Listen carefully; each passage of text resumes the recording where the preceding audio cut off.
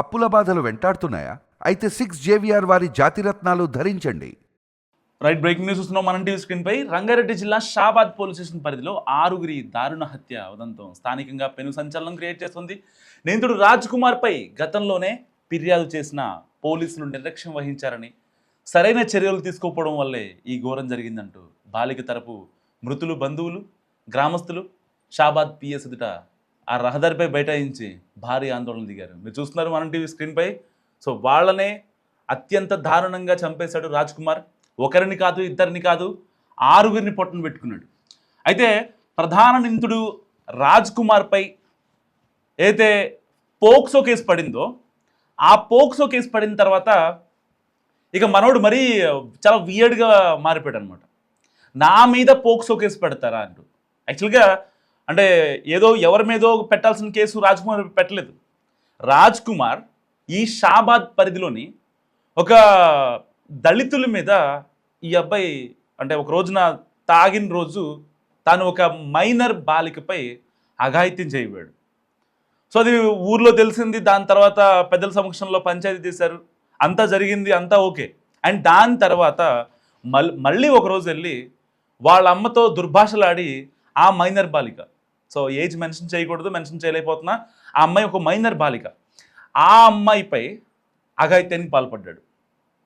And దాని తర్వాత కూడా వాళ్ళ ఇంటికి వెళ్ళి వాళ్ళని బెదిరించాడు. మీరు కనుక ఒకవేళ పోక్సో కేసు కానీ లేకపోతే స్టేషన్కి వెళ్ళడం, కోర్టులు తిరగడం ఇలాంటివి చేశారంటే మిమ్మల్ని చంపేస్తా అని చెప్పాడు. సో ఇప్పుడు అదే చేశాడు అన్నట్టుగా. సో ఇప్పుడు అక్కడ గ్రామస్తులు, ఇటు బంధువులు వాళ్ళంతా ఆందోళన నిర్వహిస్తున్న పరిస్థితి. ఒకరిని కాదు, ఇద్దరిని కాదు, 6గురిని చంపిన ఉదంతం ఇప్పుడు 2 తెలుగు రాష్ట్రాల్లో సంచలనంగా మారింది. రాజ్ కుమార్పై నమోదైన పోక్సో ఎఫ్ఐఆర్ కాపీలోని వివరాలు ఇప్పుడు అందరినీ భయాందోళనకు గురి చేస్తున్నాయి.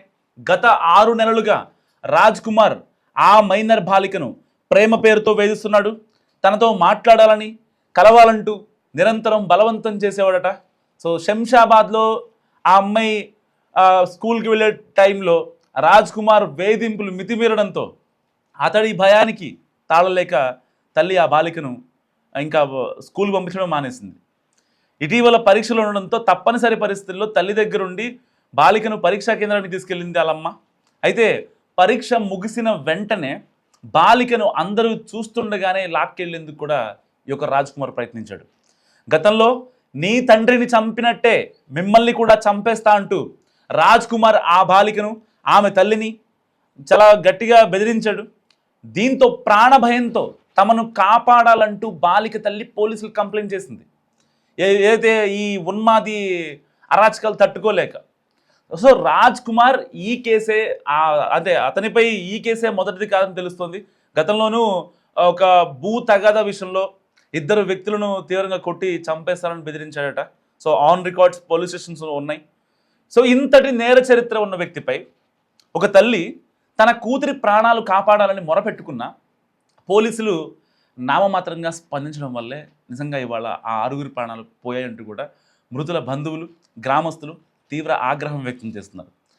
సో నిజంగా ఒకవేళ కనుక రాజ్ కుమార్పై ఆ రోజున పోక్సో కేసు పడినప్పుడు వెంటనే ఎఫ్ఐఆర్ కట్టి ఒకవేళ అతని కోర్టు ప్రొసీజర్ ఛార్జ్షీట్ కనుక వేసి వాడిని జైలుకి పంపించేస్తే ఇంత నరమేధం జరిగేదా? 6గురు నిండు ప్రాణాలు.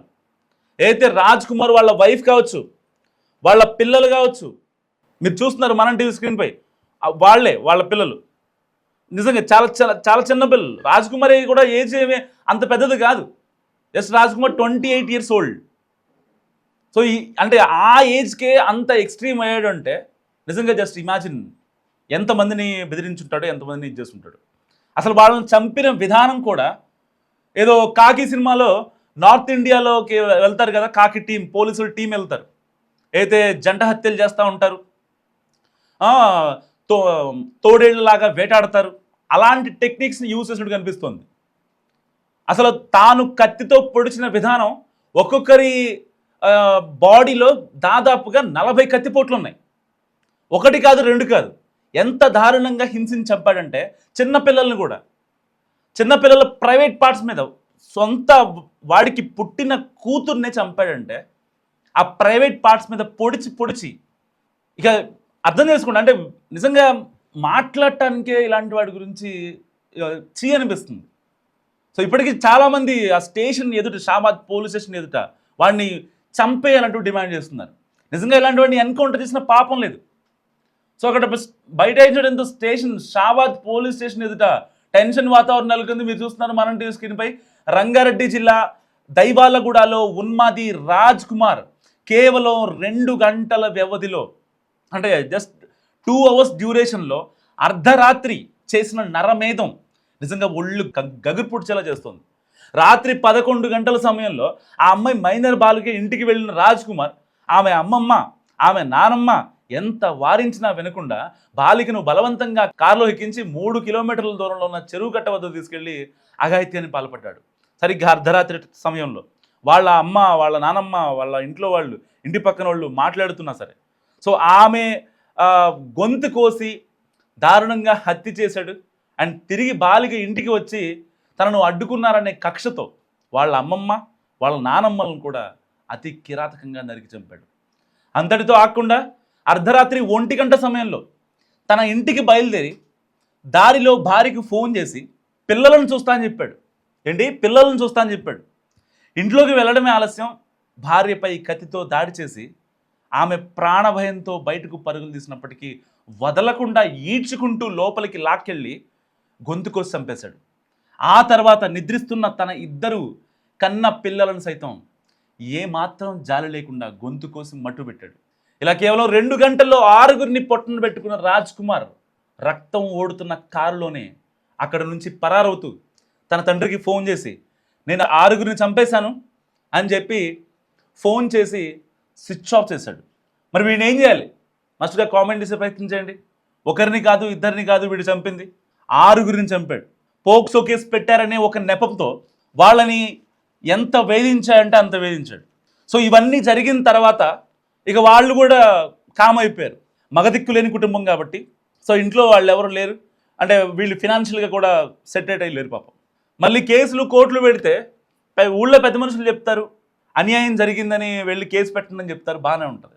దాని తర్వాత కోర్టులు కేసులు అంటే వాళ్ళకి అంత స్తోమత లేదు పాపం. దానికోసం వాళ్ళు ఆగారు. నిజంగా ఇక్కడ ఎవరిని నిందిద్దాం? కోర్టులు కేసులు మన పరువే పోద్దు కదా అని ఆగిన వాళ్ళ ఇంట్లో వాళ్ళని నిందిద్దామా? లేదు, కేసు పెట్టినప్పుడే, పోక్సో కేసు పెట్టినప్పుడే ఎఫ్ఐఆర్ ఫైల్ చేసి ఛార్జ్ షీట్ వేస్తే నిజంగా వాడు కటకటాలు వెనక ఉండేవాడు కదా, 6గురు ప్రాణాలు కాపాడేవాళ్ళు కదా. పోలీస్ వ్యవస్థ నిందిద్దామా? అసలు ఎంత దారుణంగా అంటే కన్న కూతుర్ని, కన్న కొడుకుని చంపే సిచ్యువేషన్ అంతా ఇంత కాదు. నిజంగా అంటే ఇప్పటిదాకా చాలా క్రైమ్లు జరుగుతూ ఉంటాయి, మనం ప్రతిరోజు క్రైమ్లు చూస్తూ ఉంటాం. లేకపోతే అడ్డొచ్చారనో, వాళ్ళ జల్సాలకు అడ్డొచ్చారనో కూతుర్ని అమ్మ చంపడము, అమ్మ కూతుర్ని చంపడము, ఆస్తి వివాదాల్లో అన్నదమ్ములు నరుక్కోవడము, ఇలాంటివి చూస్తూ ఉంటాం. కానీ ఇది చాలా విడ్డూరం. పోక్సో కేసు పెట్టారని వాళ్ళని చంపేసి మళ్ళీ తిరిగి వస్తూ వాళ్ళ ఇంట్లో వాళ్ళు కూడా చంపేశాడు. వీళ్ళు ఏం చేశారు? వీడు చేసిన నరమేధం అంతా ఇంత కాదు. సో మీరేమనుకుంటున్నారు? వీడిని ఎన్కౌంటర్ చేయాలా మరి ఏంటి? మస్తు కామెంట్ చేయండి.